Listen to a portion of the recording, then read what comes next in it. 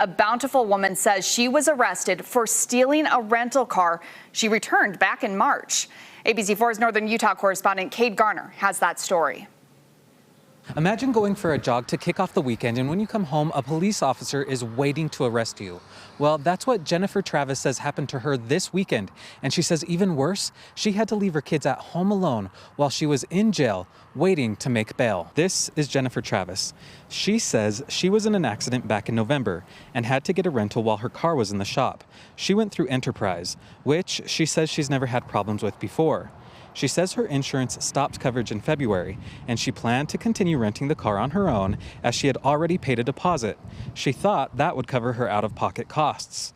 In March, she says she started getting threatening texts from Enterprise, which she assumed were spam. And on the 2nd, she received this email saying she needed to return the car immediately or face legal action. She says she returned the car on the 13th and got this message on the 14th asking her to rate her experience. She thought things were settled until this past weekend. I paid for the car that I rented and I returned it when I was done with it. And I wasn't trying to take advantage of anybody. I figured that I paid for the time I used it, which I did because I got the bill stating that. Jennifer Travis says she was supposed to start school this week, but because of the situation, her scholarships are now on hold. I reached out to Enterprise. They tell me they're working on gathering information surrounding the case and will give me a statement as soon as possible.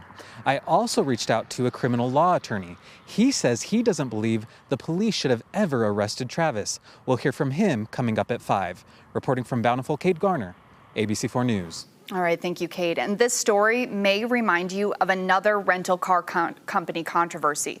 Hertz agreed to pay out millions to hundreds of customers who said their rentals were also reported as stolen. In this case, the company says there was a computer glitch. In some cases, rental extensions were not properly recorded, and in others, it was incorrectly marking the customers as the car having not been paid. That settlement was valued at $168 million.